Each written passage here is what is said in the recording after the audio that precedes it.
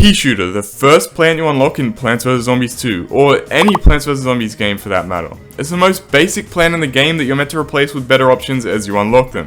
But what if we only used Peashooter and its variations for a whole run of Plants vs Zombies 2? No sunflowers, no walls, nothing. Only Peashooters. Will it be possible? Let's find out. This is the Plants vs Zombies 2 Only Peashooters challenge. Quickly before we start, here are the rules I've decided on. As usual, we can only use level 1 plants except Peashooter, which will be level 2 because we're forced to upgrade him at the start of the game. Power-ups and Zen Garden boosts are also banned. Any plant that is a Peashooter or closely related plant is allowed. For example, variants of Peashooter such as Repeater and pea-based plants such as Peanut. Also, we'll skip over levels that choose the plants for us, such as locked and loaded levels and Conveyor Belt levels, since obviously we have no control over the Peashooterage. Sun production levels will be completed with Peashooters and one sun producer so that they can be possible. Also, pre-planted plants on the lawn at the start of the level are fair game. Also, a quick thanks to ohai687, it's me 8 for the video idea. If you guys want to send over some video ideas to potentially be turned into full videos, feel free to drop a comment as well. With that out of the way,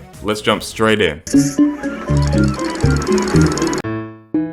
We blasted through tutorial days 1 through 5 with only Peashooter, besides day 2 where we were forced to place 3 sunflowers at the start of the level. Technically the sunflowers are pre-planted on the lawn since the first wave is only triggered after you've planted them, at which point the actual level begins. Just to be safe though, I put the sunflowers at the front of the lawn and let the zombies eat them immediately, so they didn't make too much of a difference to the overall level. Now onto ancient Egypt. Day 1 was straightforward with the regular Peashooter. Day 2 was meant to be the power-up introduction level, but sticking to my no power-ups rule, I managed to beat the level with only the pre-planted plants and placing Peashooters. Yeah, somehow the level designed to let you spam power-ups for free is possible without a single power-up. Nice. Day 3 was a breeze, partially due to the pre-planted cabbage pult and 2 sunflowers. It's actually annoying how many pre-planted plants there are in the modern ancient Egypt levels. The game just handholds so much in these early levels that it feels like the devs are playing the game for you. Day 4 was a Conveyor Belt level, so we played it as normal. Day 5 was another straightforward level with Peashooter. We unlocked the iceberg lettuce, which would be great if we could actually use it. Day 6 was the Gargantua conveyor battle, so like Day 4, it was omitted from the challenge. Day 7 was easy peasy. I'm really sorry. Day 8 introduced tomb raisers, who were the first real threat to the challenge. This is because they're literally designed to counter Peashooters, encouraging the player to switch to alternatives such as cabbage pult that can shoot over tombstones. Slight problem though, we're stuck with Peashooter. I accounted for the abundance of tombstones by using my plant food to destroy them where necessary, beating the level. Day 9 and 10 were simple, and Day 11 was a locked and loaded level, meaning we can skip it. But just for fun I beat it with only Peashooter anyway since it was one of the given plants. Don't expect this in the later worlds though, they get really tough and not so fun for me, but fun for you guys as viewers to watch as I suffer an endless cycle of Peashooter torment. The next 3 days were clean sweeps with Peashooter. In Day 15 we had to protect the endangered sunflowers. Besides one close call with a pharaoh zombie, we did fine. On the other hand, days 16 and 17 were a return to mindless Peashooter spam. Day 18 was our first last stand level. Can you guess what strategy we used? Day 19 was yet again more Peashooter spam. We better unlock a new Peashooter soon or else this challenge is gonna get really stale. Oh, would you look at that? We unlocked Repeater, a direct upgrade to Peashooter. We're going to be using this guy a lot. Days 20, 21, and 22 all showed off Repeater's power. On day 23, however, we had our first loss because an Explorer zombie burnt straight through a Repeater. I tried again, this time using a combination of Repeaters and normal Peashooters. We cleared the second attempt, albeit with the loss of a couple lawnmowers. Day 24 was another last stand level, and well, I'll let the footage speak for itself. And now we've reached day 25, the ancient Egypt boss fight. I beat the level with just Repeater for fun, even though I could have just played the level normally as per our conveyor level rules. I actually managed to beat it on my very first try this way. This is probably because I became so good at using Repeater in this level from grinding it for hours the last time in the 1 seed slot challenge video, where I beat it the exact same way with just Repeater. That's not to say I didn't get lucky with Zomboss's charge attacks. Pirate Seas brought a whole new level of difficulty, as seen in day 1 where the swashbuckler zombies pressured our Repeaters and we had to tactically sacrifice a lawnmower to defeat some coneheads. To counter the faster pace of these levels, we had to employ a new strategy. By placing our Peashooters at the last possible second before the zombies get too close, we can stall the next wave of zombies from triggering, since a new wave only spawns when the current wave has experienced a certain amount of damage. This allows us to maximize the amount of time we have to collect sun from the sky to place more Peashooters when we need them. This This is a strategy essential to all PvZ challenge runs that don't allow sunflowers. This strategy pulled us through day 2 with one close call from a seagull zombie. Days 3 to 7 were all clean repeater and Peashooter sweeps. Day 8 was the world's gargantua conveyor level, and days 9 to 11 were all repeater spam. Day 12 was the coconut cannon minigame, and day 13 was a produce sun level, so I brought sunflowers to meet the requirements as per our rules. After day 14 we unlocked Peashooter, our third usable plant. 3-peater is alright, but probably the worst option out of the Peashooters we have so far due to its large sun cost. Day 15 was one of the harder levels we've played so far, but making use of 3-peater and reg Peashooter we pulled through. Day 16 was really fun since I basically just spammed plant food on the endangered spring beans to beat the level. The next couple of days were more repeater spam. Day 19 was a produce sun level, so I brought sunflowers again. It actually turned out to be tough, even with the sunflowers though. We passed on the second attempt. Day 20 was yet another produce sun level. Why on earth did PopCap do 2 in a row? That's beyond me. This one was significantly easier than the last one though for some reason. And day 21 astounded me even more. Yet another produce sun level. What were they thinking, seriously? 3 in a row? Despite how mad I was about seeing that gimmick a third time in a row, I completely forgot to produce enough sun to pass the level. That's embarrassingly ironic. I remembered the second time around. Day 22 was extremely close. If the imp cannons had exploded even a second later, that lawnmower wouldn't have hit the imps that scattered in that lane, causing us to lose. But the repeater spam wins once again. Day 23 was a little tricky with the flowers, but some well-timed pea shooters and plant foods was more than enough to win. Day 24 though was a tough one. What was I meant to do about that? A lot of the level was just hoping for luck so that the swashbuckler and imp cannon RNG could land them in the water tiles more times than not. On about the 5th attempt we did it, largely by saving plant food for any imp cannons, as well as using plant food on the spring beans to get invincibility frames when seagulls started chewing them. Yes, it was that precise. We played day 25's Zomboss fight as normal since it's a conveyor as usual. I tried beating it with just 3-peater like I had with repeater for ancient Egypt, but the amount of zombies were too overwhelming for the whopping 5 3-peters the conveyor is allowed to give you. Like I said, the fun will be over quick as the difficulty of the challenge will soon spike. After an easy day 1, we unlocked our next Peashooter, Split Pea. Split Pea will be quite useful later on as it's our only way to beat certain gimmicks and zombies. Day 2 introduced the first of these gimmicky zombies, Prospector. Split Pea took care of them. Day 3 was easy using repeaters on minecarts. Day 4 was kind of funny because it was a conveyor level but only gave pea plants anyway. Day 5 was a breeze. Day 6 was the last stand level and we actually unlocked yet another Peashooter, Peapod. I didn't really expect that it would be that useful, but I would later be proved wrong, at least for this world. Wild West is already the most pea world. Day 7 was nothing special. Day 8 was a conveyor and day 9 was a given plants level. Day 10 introduced a whole new problem, chicken wrangler zombies. Since we don't have lightning reed or snapdragon, we're in a lot of trouble. The chickens caused a couple of losses, but we managed to fend them off using a strategy I like to call minecart spray and pray. We beat day 11 with just one cluster of pea pods. Day 12 was another conveyor. We swept day 13 with just split pea. Day 14 had heaps of chickens, but I found that using pea pod on the minecart took care of them since it shoots in bursts of 5 peas, as well as using reg Peashooter's plant food to spray the chickens. For day 15, pea pod clutched up again. Can you see why I was wrong about this guy for Wild West? It just saves so much valuable sun when planted on minecarts. And it gives you so much wave stalling opportunities as you can pick and choose when to instantaneously kill zombies by moving minecarts. For day 16 I made most of the endangered walnut while using split peas to take care of prospectors and reg Peashooters for basics. Day 17 was close due to these flowers. And when I say close, I mean extremely close. But by using pea pods on minecarts again, we managed to narrowly survive. Day 18 was the last stand level that really showcased how vulnerable we are without lightning reed. Yeah, they just spam so many damn chicken wranglers. Look at all these chickens. There's nothing my repeaters could do. I restarted, this time with pea pod and, well, the same issue. I tried reg Peashooter and yeah. Out of desperation, I tried with 3-peater and that ended up much the same. So now that I tried each Peashooter individually, I was kind of out of ideas. But I noticed that each time chickens killed me, it was because prospectors infiltrated my defenses, clearing the path for them. So I tried a mixture of 3-peater, split pea and reg Peashooter. 3-peater was who I used plant food on to spray the chickens, split peas protected the back lanes from the many prospectors, and the reg Peashooters were just kinda there because I had extra sun.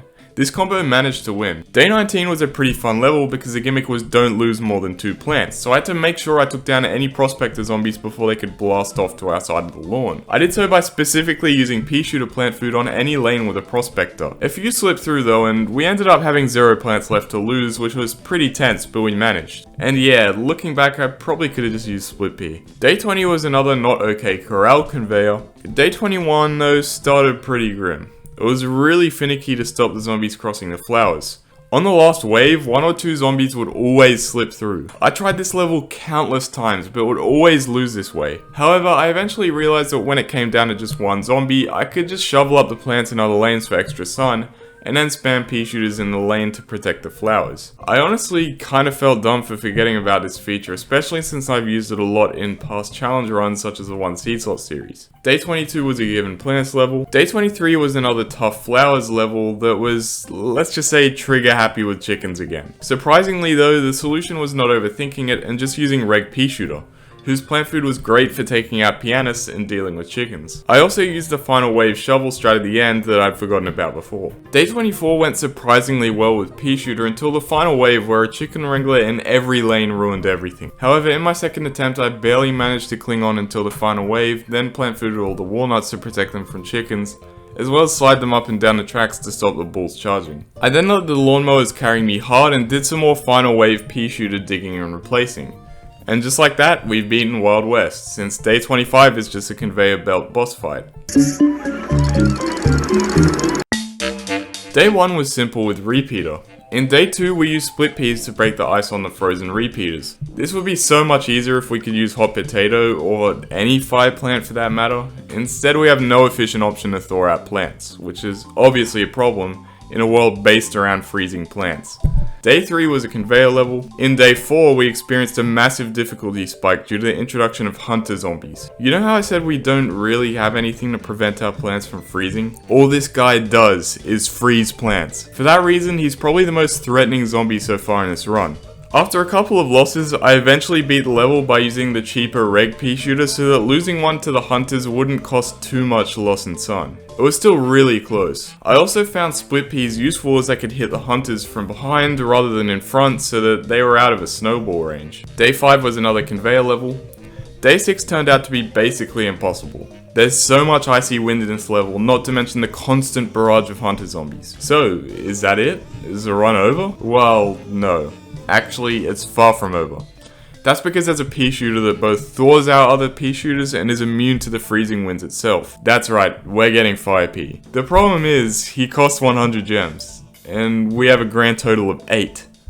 So we're gonna have to do some gem grinding. I did all my daily quests in the travel log, watched some ads, and played some Penny's Pursuit. I then registered my email to bring us up to 55 gems. I swear it used to be 100 gems. I mean, considering how they massacred the expansion epic quest gem reward, this is far from surprising. I had to wait until the next day to do all this again, except the email registration obviously, to bring us up to 100 gems, just enough to buy 5p. After buying him, we returned to the dreaded day 6, which I beat first try. Yeah, 5p is just that good in this world. Oh yeah, and the sunflowers were pre-planted by the way, no need to freak out in the comments. I blasted through day 7 with 5p as well. It's so satisfying not to have to worry about the freezing winds and hunter zombies anymore. Day 8 was another conveyor, the third in this world may I add. Day 9 introduced the Dodo Rider zombies. While flying through this level with 5p, I realized something very cursed. Where the hell do the imps go when the dodo dies? There's feathers, but what about the imp? Does the imp just disappear? Is there imp made of feathers too? Is it another dodo in an imp costume? We may never know. Day 10 was yet another conveyor. I'm starting to see why people point out how many conveyors there are in this world in particular. That's 40% conveyor levels so far. Day 11 proved to be the toughest level yet. This is partially due to the introduction of the blockhead zombie, a straight up tankier alternative to the buckethead, something we'll be seeing a lot more of in the future. The sheer amount of blockheads and bucketheads in this level were implemented to encourage the use of Charred Guard, as they filter into the bottom lane. However, since Charge Guard obviously isn't a pea shooter, what we actually get is a whole bunch of tanky zombies penetrating our defenses in the bottom lane until we become overwhelmed. Fire P couldn't handle this level on his own. As a result, we're gonna have to get a little more creative. I got a little worried that I would have to spend ages grinding to get more pea shooter plants, or dare I say, buy them from the shop. But I remembered a nifty little feature recently added to the game, Rent a Plant. Rent a Plant lets you watch an ad to try out a plant you haven't unlocked yet. Perfect for this situation we find ourselves in. I re-rolled the Rent a Plant button by restarting the level over and over until we started seeing some pea shooters. First up, we got Primal P. I thought to myself, surely Primal P has this level in the bag, right? Wrong.